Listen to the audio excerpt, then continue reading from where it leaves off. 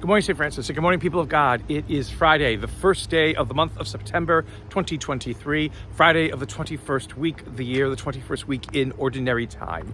So we have concluded the month of August, now on the way into the month that opens for us the season of autumn, the season of fall.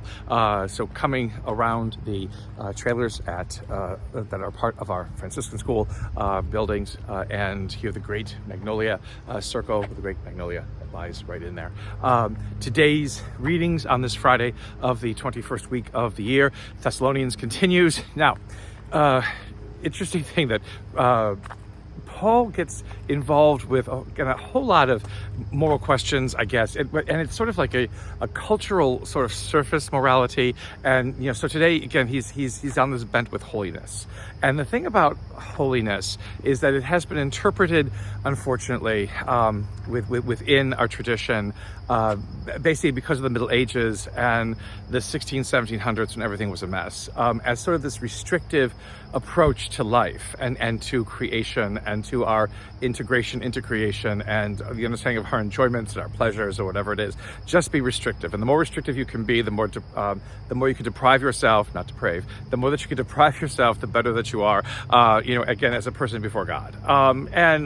Okay, in some ways, perhaps there is good reason for self-control always, but Paul gives this interesting admonition to the men, and again, so when Paul writes these letters, who does he think he's writing to? He's writing to full communities. They're both men and women, but in a patriarchal society, as was the Roman Empire, the men are the ones who are the focus. Although, again, women were quite capable of exerting influence. Case in point, Empress Livia, Augustus's wife, the first emperor, the first empress. But he tells the men to procure for themselves, wives, not out of lust or passions, but out of this sense of holiness and what have you. And okay, I guess when you can say that, but contextually, you have to understand what's going on. And again, a lot of times we take a look at the ancient world as being either benighted, kind of ignorant of so many things and almost barbaric in one ways, or else it's this kind of idyllic purity time where things seem to have run a lot better. It was a crazy time. It was barbaric. It was, things were terrible and awful, and people perhaps took tremendous advantage of each other, because again there were no kind of understandings of equality or any kind of equanimity or what have you.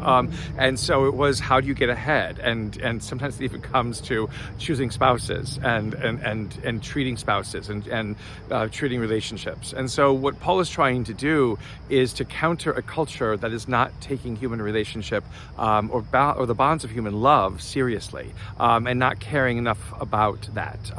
And that's where that kind of admonition arises from.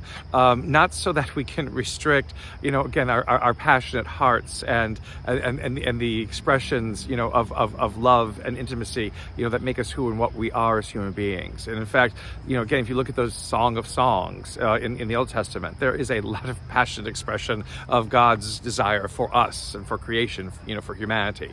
So again, it's good advice that Paul is giving, again, to create a different way of looking at human life, to create a different kind of society that is not basically bent upon what I can get for myself, but how can I become a part, again, of another's life, and in that way nurture that other person's life to the fullness that they are capable of.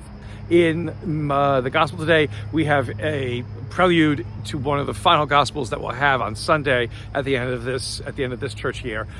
Matthew's gospel of the parable of the virgins, the 10 virgins, the smart ones and the foolish ones. Again, maidens, virgins. It's all over the place. But again, the whole idea about being ready. Again, yesterday we talked about being vigilant and awake.